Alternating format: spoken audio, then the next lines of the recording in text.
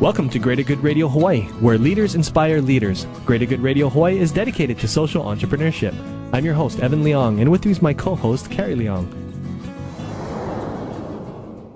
Thank you, Evan. Today's guest is Dr. Patrick Sullivan, founder and chairman of Oceanit, one of Hawaii's largest and most diversified science and engineering companies.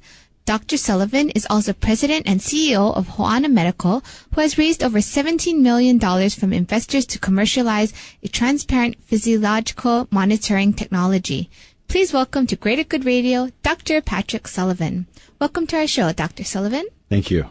Could you tell us a little bit more about Oceanit and what the company does? Oceanit really is like a self-funded tech incubator. Otherwise, I guess a while ago you might have looked at it as a diversified tech company, but it really focuses in 4 areas: aerospace, engineering, life sciences, and IT. And it looks at interdisciplinary solutions to a host of problems. When Oceanit works on something that looks like it could be something that could change the community, the way things are done, could be a big business, then it gets spun out. So to spin something out, it needs to be highly scalable, and it needs to be pointing toward a huge market. So it's like a big lab. Right. Mm-hmm. But whereas Oceanit was funded and started, say, with $100, Hoana Medical has raised private equity. So the difference is the Oceanit was organically grown by solving problems, and it's very good at that. Hoana Medical is spun out of Oceanit. It focuses on a particular area as applied to a healthcare problem, and it's raised private equity where we've hired highly experienced individuals in the life sciences area, and we're very close to getting our FDA approval and beginning sales at the end of this year. So that's the difference between the two. Oceanit is actively looking at a variety of problems, and it's looking at really big types of things like extending life or drinking water or missile defense or, lasers that do some incredible things or looking through the walls or whatever. So it works for a variety of customers in defense, the private sector, city and state, and everybody in the middle. So it's a problem-solving group. What do you specialize in, being that it's so diversified? Well, my undergraduate is in engineering physics, and my PhD is in ocean engineering, and I'm a licensed civil engineer.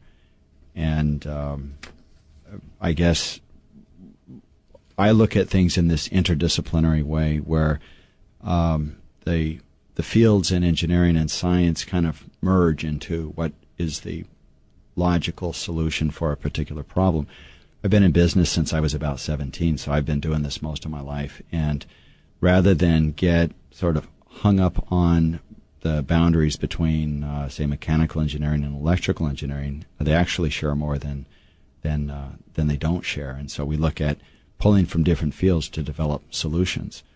And that's become part of the unique thing that the culture at Oceanit has. And so a lot of the problems that it works on are odd problems, and that's a unique area. I mean, it does some things that might be more traditional, but it does a lot of things that are pretty different, one-of-a-kind types of developments, and it's become pretty good at that.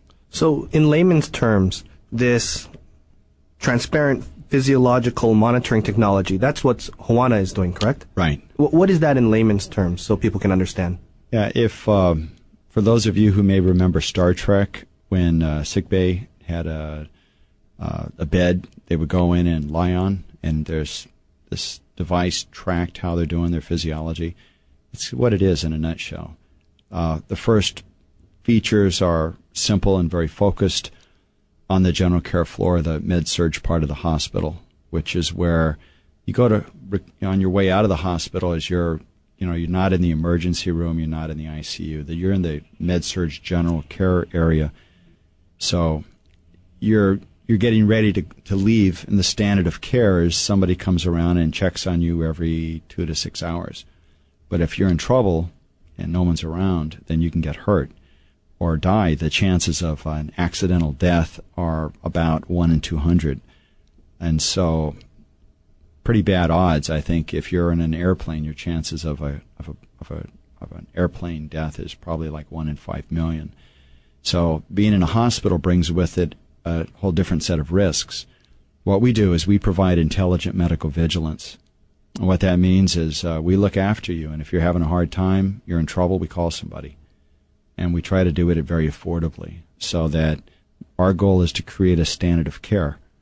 There's about 1 million beds in the general care floor in the U.S. alone, and our focus is to create that standard of care, but do it in a way that's invisible to everybody unless there's a problem. So, for example, your hospital bed will look exactly as it does today. The difference is if you're in trouble, it'll let somebody know. Thanks for tuning in. Stay tuned for more on Greater Good Radio.